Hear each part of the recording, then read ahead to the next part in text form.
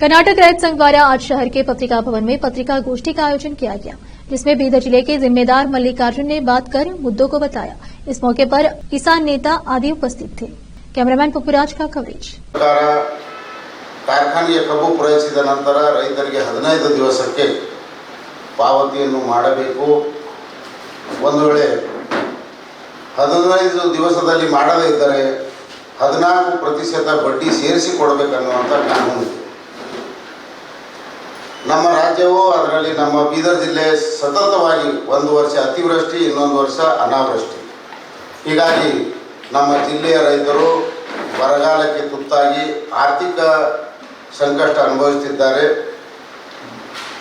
ಇಂಥದ್ರಲ್ಲಿ ಇವತ್ತು ನಮ್ಮ ರಾಜ್ಯ ಸರ್ಕಾರವು ಹಾಗೂ ನಮ್ಮ ಜಿಲ್ಲಾಡಳಿತ ಇವತ್ತು ರೈತರಿಗೆ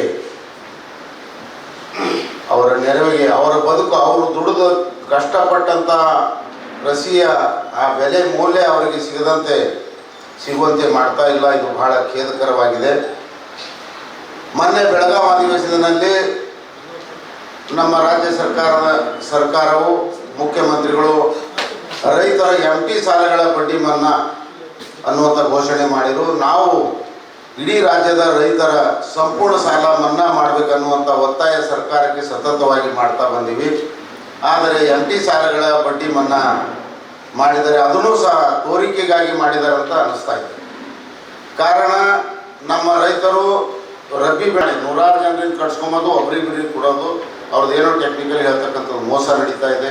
ನಾವು ಸತತವಾಗಿ ಕೇಂದ್ರ ಸರ್ಕಾರಕ್ಕೆ ಒತ್ತಾಯವನ್ನು ಮಾಡ್ತಾ ಇದ್ದೀವಿ. ನೀವು ಇನ್ಶೂರೆನ್ಸ್ ಕಂಪ್ನಿ, ಅಗ್ರಿಕಲ್ಚರ್ಗೆ ಸಂಬಂಧಪಟ್ಟಿದ್ದು, ಗಾಡಿ ವೆಹಿಕಲ್ ಪ್ರೈವೇಟ್ ಇರಲಿ, ಇಂಡಸ್ಟ್ರೀಸ್ ಇರಲಿ, ಕೃಷಿಗೆ ಸಂಬಂಧಪಟ್ಟದ್ದು ಸರ್ಕಾರದಿರಬೇಕು.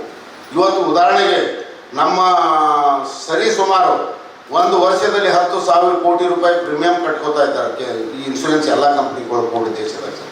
ಅವ್ರು ಕೊಟ್ಟಿದ್ದು ವಾಪಸ್ ನೋಡಿದಾಗ 1,000 ಕೋಟಿನೂ ಇಲ್ಲ. ಅಂದರೆ 9,000 ಕೋಟಿ ರೂಪಾಯಿ ರೈತರಿಂದ ಇನ್ಶೂರೆನ್ಸ್ ಹೆಸರಿನಲ್ಲಿ ವಂಚನೆ ಆಗ್ತಾ ಇದೆ. ಅದು ಇವತ್ತು ನಮ್ಮ ಸರ್ಕಾರದೇ ಒಂದು ಮಂತ್ರಿ ಇದ್ದರು, ಅವ್ರದೇ ಫಂಡ್ ಇದ್ದಾಗ ನಿಂಬಲ್ ಜಮಾ ಇರ್ತದೆ. ರೈತರಿಗೆ ಬೇಕಾದಾಗ ಜಿಲ್ಲಾಡಳಿತ, ತಹಸೀಲು, ಅಗ್ರಿಕಲ್ಚರ್ ರಿಪೋರ್ಟ್ ನೋಡಿ ಇನ್ಶೂರೆನ್ಸ್ ಸರ್ಕಾರ ಪಾಸ್ ಮಾಡಿ. ಅದಕ್ಕೆ ಸರ್ಕಾರ ರೈತರಿಗೆ ಏನದ ಒಳ್ಳೇದಾಗ್ತಕ್ಕಂಥ ಕೆಲಸ ಮಾಡಬೇಕನ್ನುವಂಥದ್ದು ಒಂದಿದೆ.